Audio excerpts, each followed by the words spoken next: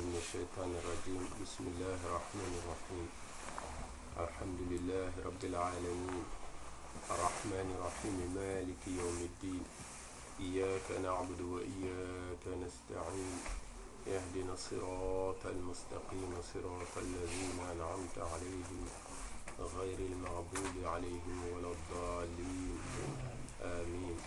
اللهم صل على سيدنا محمد الفاتح لما أغلق والخاتم لما سبق ناصر حق بالحق والهادي إلى صراطك المستقيم وعلى آله حق قدره ومقداره العظيم. Donc on revient après 2 semaines d'absence d'enregistrement. On ne peut pas dire d'absence physique parce qu'alhamdulillah Rabbil Alamin on était là, mais il n'y a pas eu d'enregistrement depuis 2 semaines. C'était le mois du Mawlud. C'était un peu chargé, mais alhamdulillah Rabbil Alamin. Nous rendons hommage à tous les frères, à tous les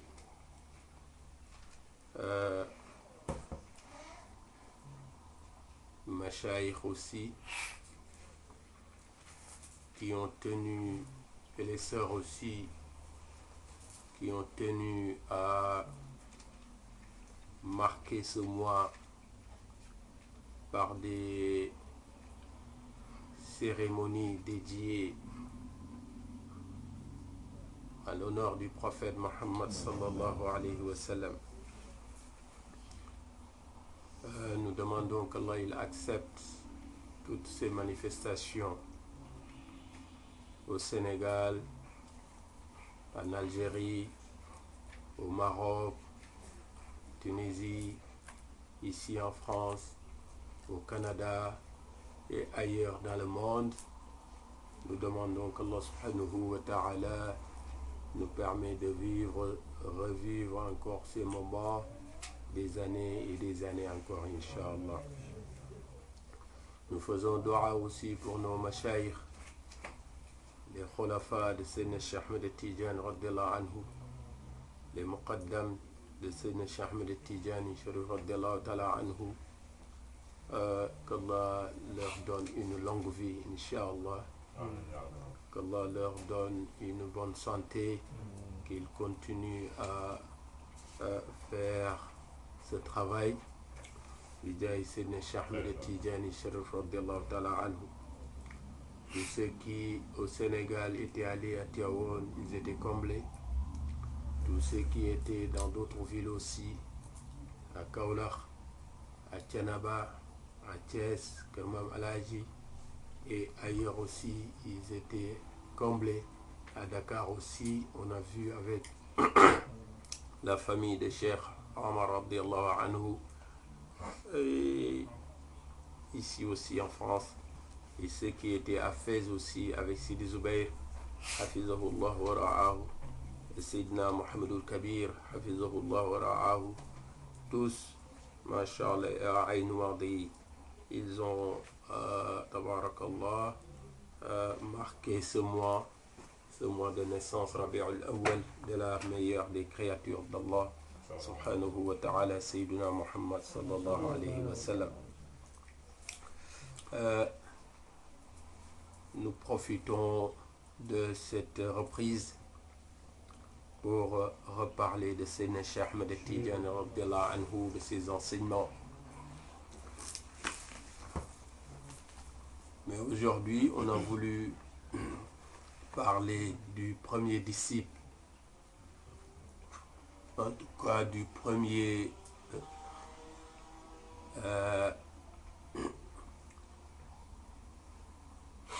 j'allais dire Khalif de Sayyidina Cheikh radiyallahu anhu, mais c'était celui qui faisait l'intermédiaire entre Sayyidina Cheikh radiyallahu anhu et Sayyidina Muhammad sallallahu alayhi wa sallam. C'était Sidi Muhammad ibn Arabi al-Tazi al-Damrawi radiyallahu anhu. C'est à sa mort que le prophète sallallahu alayhi wa sallam a dit à Sayyidina Cheikh radiyallahu anhu de désigner Cheikhana Haji Ali Harazim radiyallahu anhu. Mais dans son rapport avec Sidi Mohammed ibn Arabi al-Tazi Damrawi, dans son rapport au-delà de cette relation, donc dans son rapport avec les autres disciples, ces deux autres compagnons, c'est il a tracé la nature de ce rapport, la nature de cette relation. Alors, vous savez, il y a un livre qui s'appelle Ibn Ashir, qui est un des classiques de la jurisprudence malikite qu'on apprend à Fès, qu'on apprend au Sénégal, on apprend presque dans tous les pays où on suit le rythme malikite. Dans ce livre, Ibn Ashir, rahimahullah, il dit, le disciple, il suit le cheikh qui connaît les chemins, qui connaît les voies et qui l'évite à tomber dans les pièges. يصحب شيخا عارف المسالك يقيه في طريقه المهالك.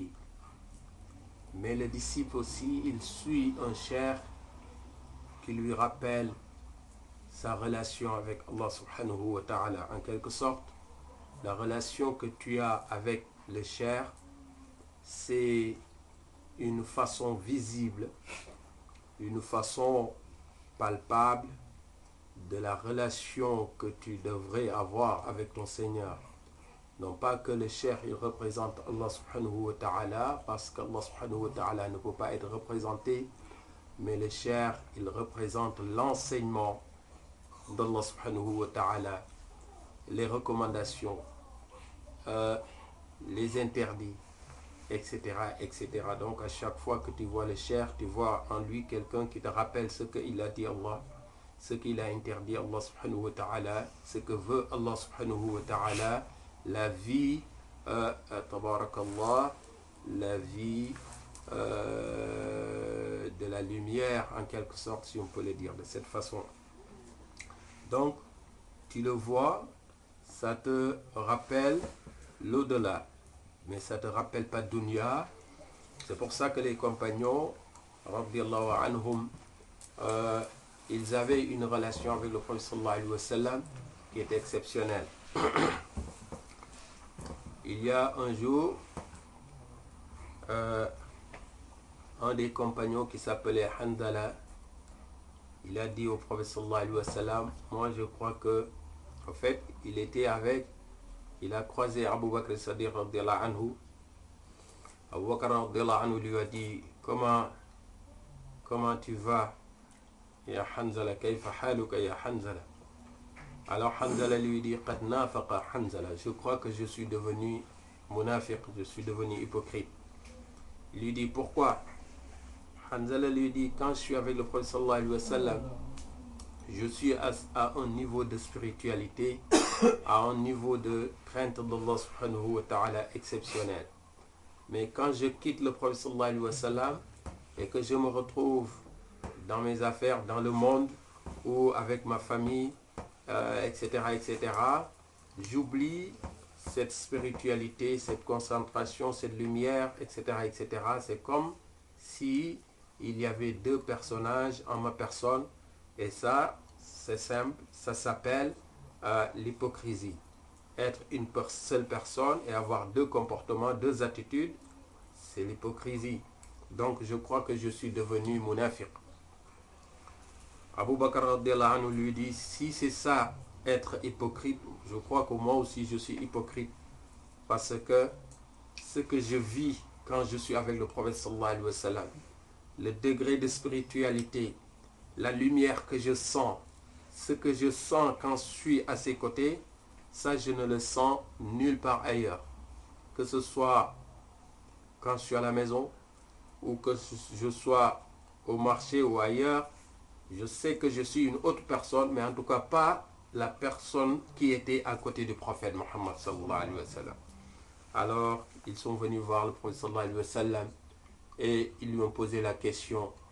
Le prophète sallallahu alayhi wa sallam leur a répondu: si l'état de spiritualité que vous vivez avec moi, si vous gardiez cet état, alors en toutes circonstances, en tout lieu, c'est sûr que les anges viendront vous retrouver jusque dans vos chambres et vous serrerez les mains pour vous dire assalamu alaikum. Vous allez voir les anges comme vous vous voyez entre vous.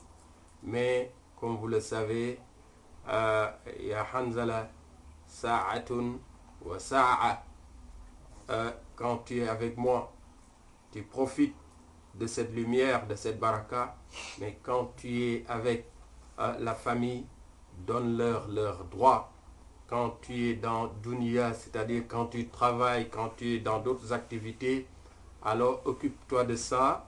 Mais quand tu reviens me voir aussi, Inch'Allah, comme ça tu replonges dans cette spiritualité, dans cette vie de lumière.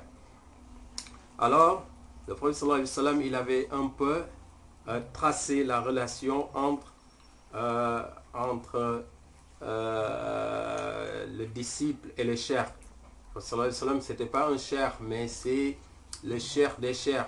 C'est Necher radhiyallahu anhu, sa relation, il a calqué dans ce type de relation qu'il avait, que le prophète sallallahu alayhi wa sallam avait avec ses compagnons. Ses compagnons, les compagnons de Sénécher radhiyallahu anhu, c'était des sahaba de Sénécher, ashab de Sénécher radhiyallahu anhu. Sénécher ne voulait pas parler de disciples, il parlait de compagnons, et ça c'est quelque chose qui est très important. C'est pour ça que Rasul sallallahu alayhi wa sallam lui a dit que tes compagnons sont comme mes compagnons, tes élèves sont comme mes élèves, parce que c'était un professeur aussi, Sénécher radhiyallahu anhu. Ashabuka ashabi, talamizuka talamizi, fuqara'uka fuqara'i. Donc à travers Sidi Mohammed ibn Arabi al-Tazi al-Damrawi radhiyallahu anhu, Sénécher radhiyallahu anhu, il a expliqué, il a enseigné beaucoup de choses, mais au-delà de lui aussi, à travers tous les autres compagnons qu'il était avec lui. Sidi Mohammed ibn Arabi al-Tazi al-Damrawi radhiyallahu anhu, il n'a pas, c'était pas quelqu'un, c'était pas un lettré en quelque sorte. Mais Allah lui avait donné le batin, Allah lui avait donné la lumière pour te dire que tu peux voir quelqu'un qui peut avoir un niveau très élevé en matière de spiritualité, alors qu'il connaît juste quelques sourates dans le Coran. Parfois même, il peut ne pas savoir lire et être très en avance en matière de spiritualité. Tu peux voir quelqu'un qui, comme j'en ai parlé lors du Maoulid à Paris, pendant ma conférence, vers la fin de la conférence, j'en avais parlé. Tu peux voir quelqu'un qui maîtrise le Coran, c'était une hizib, les 60 hizib, et que tu vois un autre qui vient juste de commencer ou qui connaît juste Surat al-Fatiha, quelques sourates, et qui le dépasse en matière de spiritualité. Tu peux voir quelqu'un qui a beaucoup de science, de batin, parce que la lumière, la spiritualité est en quelque sorte la science mystique, c'est deux choses différentes. Peut-être on pourra l'aborder dans une autre transmission, dans un autre enregistrement. La science mystique et la spiritualité. Quelqu'un peut avoir beaucoup de science en matière de batin, mais sans dépasser d'autres qui en ont moins en matière de spiritualité. Mais Sénécher radhiyallahu anhu, il avait Sidi Mohammed ibn Arabi al-Tazi al-Damrawi radhiyallahu anhu, qui n'avait pas beaucoup, qui n'était pas lettré, mais il avait fait beaucoup, il avait écrit beaucoup sur Salatu ala Nabi, et ce qu'il avait écrit a été repris par un autre disciple de Sénécher radhiyallahu anhu qui s'appelait Sidi Mohammed al-Mushri radhiyallahu anhu, lui qui était un lettré, qui a été, masha'Allah, un grand savant et qui pendant très longtemps dirigeait les prières, dirigeait même Sénécher radhiyallahu anhu. Il a pendant très longtemps dirigé la prière. C'est lorsque Sénécher radhiyallahu anhu a reçu la maqama de Qutbaniyatul Uzma que Le prophète sallallahu alayhi wa sallam lui a dit que maintenant tu n'as plus le droit de prier derrière quelqu'un d'autre. Alors c'est en ce moment que Sayyidina Cheikh radhiyallahu anhu faisait lui-même l'imama pour les 5 prières, à part la prière de Salat al-Jumu'ah. Donc Sidi Muhammad ibn Arabi al-Tazi Damrawi radhiyallahu anhu, alors il avait écrit beaucoup sur Salatu ala Nabi, de Alif Aya, il a écrit beaucoup et il a terminé ce qu'il a écrit sur ce dua. Allahumma inni as'aluka wa atawassalu ilayka bihabibika wa safiyika wa khayratika min khalqika an-nabi sayyiduna Muhammad sallallahu alayhi wa sallam nabiyur rahmati ya sayyidina Muhammad inna sallallahu alayhi wa sallam inna natawajjahu bika ila rabbina fi zawali في زوال عمي بصيرتي وتطوير سريرتي وفي تطهير ذاتي وفي جميع مقاصدي وحاجتي. Alors, c'est un dua qui en quelque sorte résume toutes les autres formes de salat ala nabi qu'il avait fait sur le prophète sallallahu alayhi wa sallam. Mais qu'est-ce qu'il avait enseigné dans cette relation, c'est-à-dire le disciple, il suivait le cheikh en matière de religion. Le disciple, il suivait le cheikh quand le cheikh lui montre la voie vers Allah subhanahu wa ta'ala, et ça c'est quelque chose qui est très important. Même le cheikh dans la tariqa, c'est un disciple lui aussi. Il doit rendre des comptes à Sayyidina Cheikh Ahmed Tijani radhiyallahu anhu. Sidi Hajj Malik radhiyallahu anhu, dans Fakihatul Kitab, dans un chapitre, dans un long chapitre, il a parlé du muqaddam. De la, hein? Fakihatul Tulab. Il a parlé du muqaddam, donc du représentant de Sayyidina Cheikh Ahmed Tijani radhiyallahu ta'ala anhu, quel type de relation il doit avoir avec le disciple. Il a même parlé de ce que le disciple peut donner au cheikh. Est-ce que le cheikh il doit être là à récolter de l'argent, prendre de l'argent sur les disciples, etc., etc.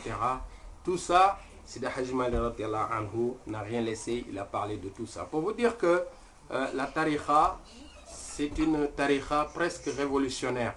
C'est une tariqa qui te dit que tu es un disciple, certes, mais un disciple en matière de religion, un disciple qui suit ton cheikh pour profiter de sa baraka, mais le cheikh aussi, il a des devoirs, le cheikh aussi, il a des limites.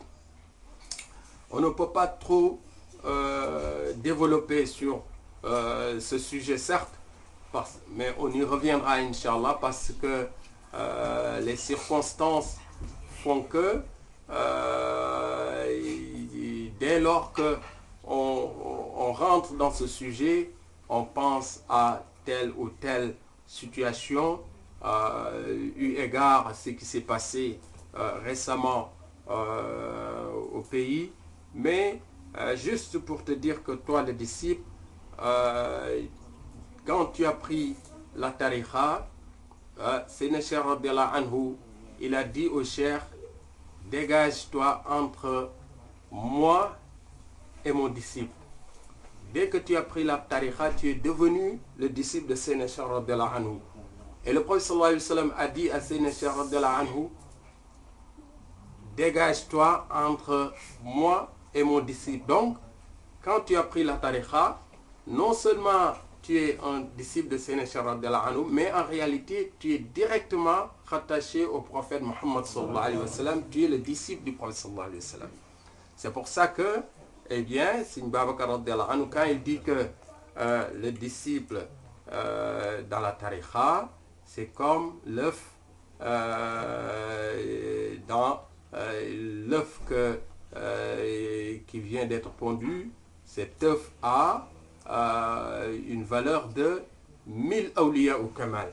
plus même que 1000 awliya ou kamal. Et ça, c'est quelque chose qui est très important. Donc, actuellement, on ne sait plus comment doit se comporter le disciple. Le disciple, il suit le cheikh quand le cheikh l'oriente dans la tariqa et l'oriente dans l'islam, comment faire sa religion, etc. etc. Mais dès lors qu'on sort de ce cadre, alors là, il ne faut pas accepter d'être manipulé, il ne faut pas accepter qu'on utilise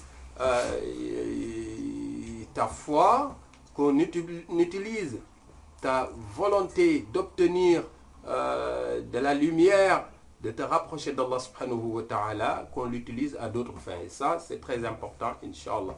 Bon, on ne va pas en dire plus, mais sachez que en matière de dîn, tu te réfères au cheikh, mais en matière de dunya, tu n'es pas obligé d'être orienté ou d'être... on te dit que tu regardes dans cette direction ou tu... Non, parce que ça aussi, ça va dans le sens de l'asservissement, alors que la tariqa, c'est comme je l'ai dit tout à l'heure, une révolution, parce que Cheikh Hajj Omar radiyallahu anhu, quand il est arrivé avec la tariqa en Afrique, à l'époque, il y avait d'autres types de tariqa, mais dans ces tariqa, il y a des gens qui étaient presque des nobles et d'autres qui étaient là presque des esclaves.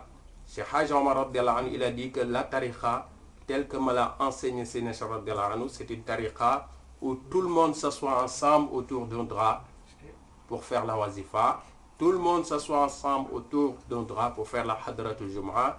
Il n'y a pas celui-ci, il s'assoit sur un fauteuil et les autres, pour faire le zikr, ils s'assoient par terre. Non, tout le monde fait pareil. Tout le monde fait pareil comme quand on fait la prière. Donc ça aussi, c'est quelque chose qui est très important. Il est temps qu'on revienne vers les fondements de la tariqa, parce que il n'y a pas plus noble que la tariqa, il n'y a pas plus propre que l'enseignement que nous a laissé Seyna Cheikh Ahmed Tidjani radiyallahu ta'ala anhu, parce que c'est une tariqa qui est garantie par le prophète Mohammed sallallahu alayhi wa sallam. Donc on va s'arrêter là, on y reviendra certes dans d'autres circonstances plus calmes, plus paisibles, Inch'Allah, pour pouvoir bien développer la relation entre le disciple et le cheikh. Bien sûr, quand on entend parler de disciple, il y a discipline, mais il ne faut pas que les termes soient galvaudés pour que on tombe dans certains pièges, des pièges qui font que le bonheur de shaitan, la'natullahi alayhi. أقول قولي هذا واستغفر الله لي ولكم ولوالدي ولوالديكم فاستغفروه إنه كان غفارا. اللهم صل على سيدنا محمد الفاتح لما أغلق والخاتم لما سبق ناصر الحق بالحق والهادي إلى صراطك المستقيم وعلى آله حق قدره ومقداره العظيم. سبحان ربك رب العزة عما يصفون وسلام على المرسلين والحمد لله رب العالمين.